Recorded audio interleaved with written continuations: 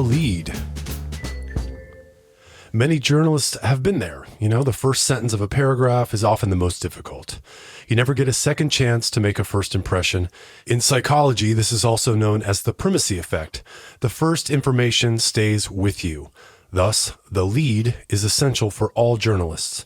The following tips will give you the help and guidance you need to write excellent leads. Okay, first, what is a lead?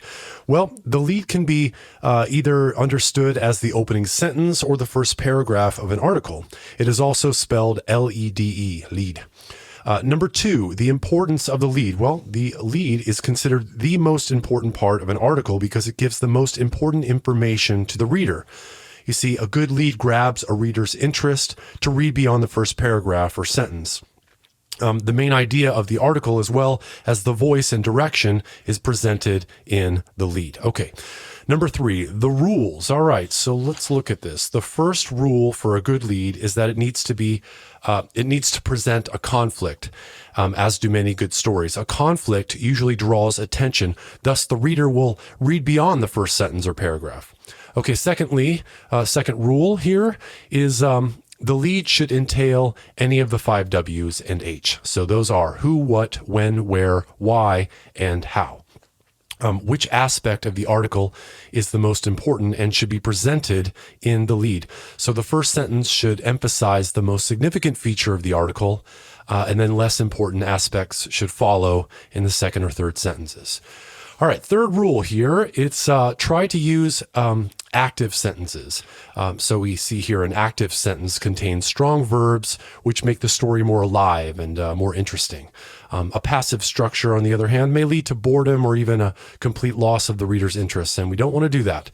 Okay, the last rule here for the lead is consider context and audience. What does the reader already know? So in today's digital age, most readers become aware of breaking news stories the moment they happen.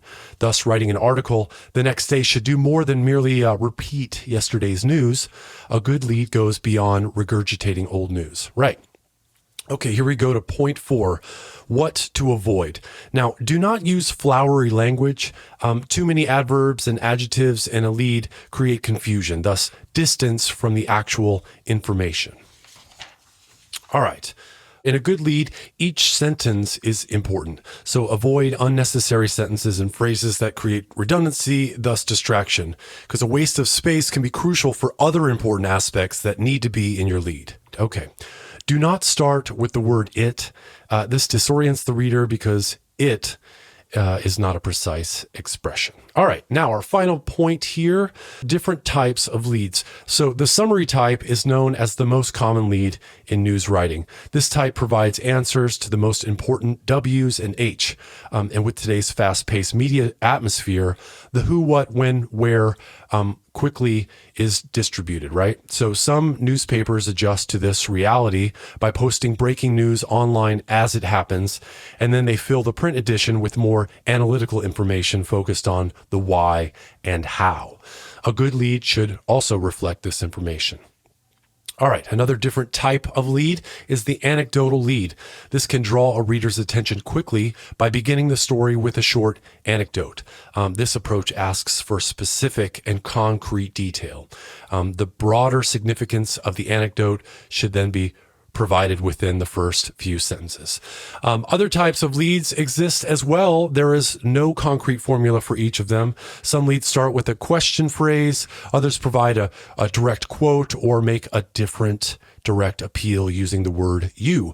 Depending on the story, the type of lead should always be considered carefully. Okay, that's it. That's what we have for your topic today in a lead. Enjoy yourselves, and we'll see you next time.